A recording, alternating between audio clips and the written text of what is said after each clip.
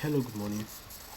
My name is Olali, and I'm just here to share my view on the issue of for subsidy in Nigeria. Well, let me define what subsidy is. What is subsidy? I am actually not against subsidy. I'm not an economist though, but literally I know what subsidy means. USA and British citizens also enjoy subsidy. It comes in all fronts: social service schemes, NHS in the UK. Like I said earlier, I'm not actually against subsidy. I just do not trust the Jonathan government like many other Nigerians. President Jonathan is simply a godless puppet who cannot put together a security apparatus to secure Nigerians being killed every day by visionless Islamic group called Boko Haram. But he's so bold in inflicting more suffering and hardship on poor masses. It wasn't long ago when President Hadja was still in a vegetative state in Saudi Arabia and was later sneaked into Asu Rock, breathing through the Kingfisher ventilating machine, and Turai, his wife, running the show at Asu Rock with the help of the cabals who want to mummify Yadwa to give them time to loot the nation's treasury. Then where was Goodluck Jonathan? Useless. They rendered him useless. He was as cold as ice. He was intimidated by these so-called cabals. They even went as far as to, they vowed to stop at nothing till Goodluck Jonathan's presidential admission is swept under the rug. Just like yesterday, Nigerians rose to the occasion as fair-minded people to lift Goodluck Jonathan beyond the reach of cabals, making sure his ambition is realized. Then Nigerians were convinced beyond reasonable doubt that seeing light at the end of the tunnel is just a moment away. But surprisingly, Jonathan got to the promised land and joined his so-called comrades who has looted Nigerians through series of deceit programs. There was no doubt that Nigerians expect Jonathan to lift them over the state of poverty, suffering, and hardship. But instead, Jonathan decided to taunt the masses with the help of this so-called economic guru, Minister of Finance, Dr. Ngozi, whose economic policy defines our allied status and international connection. Well, fine, good for her.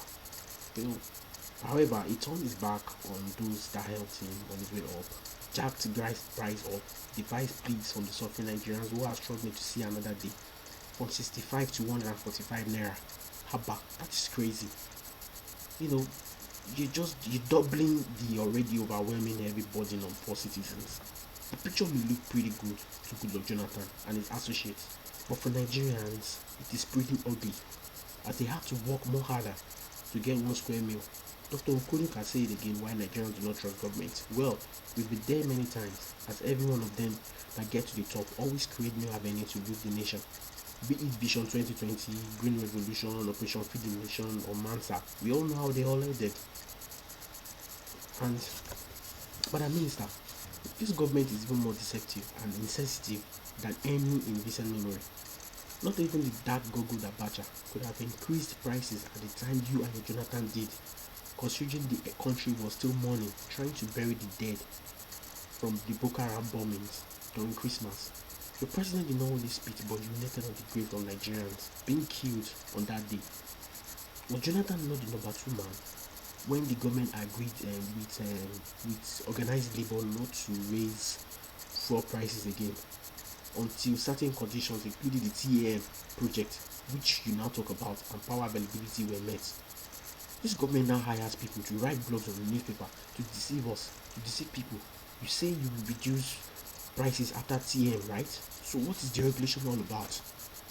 Well, what is the regulation all about? Then that means you're lying about the regulation. Why don't we have these trusted Nigerians to work on the fraud in NNPC, which you claim is responsible for the so-called subsidy removal? Be honest to yourself first. Tell Nigerians which third world country the IMF prescription ever worked for.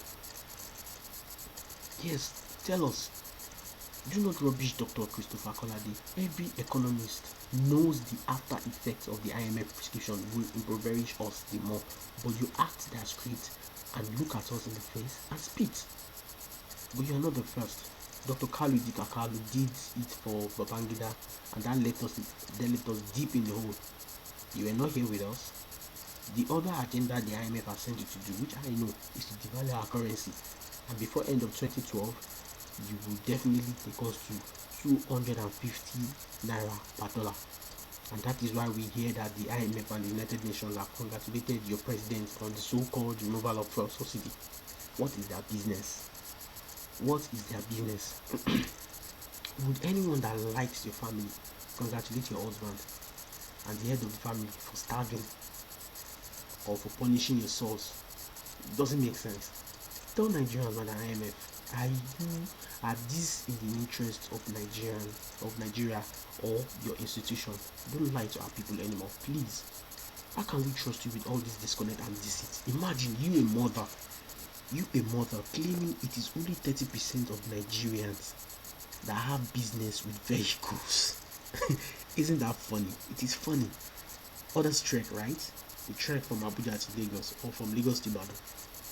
How can you be so disconnected with reality? Be realistic. Is that how you worked at the World Bank? Well, this is Nigeria. This is Nigeria, land of reality. But I want to tell y'all, this woman is not working for the interest of Nigerians, but I believe she has been brainwashed by the United Nations. She works for the United Nations, not Nigeria. Harvard-trained economist Dr. Ngozi Okonjo is completely lost of ideas. I don't know why we all celebrate mediocrity in Nigeria. Anyway, in conclusion, I have something interesting to share. Something very, very interesting. Listen carefully. 23 years ago, 1988 to be precise, according to research, the then SUG president of the University of Jos led a team of students who rioted against the then military dictator removal of subsidy. I think it was IBB then, yes.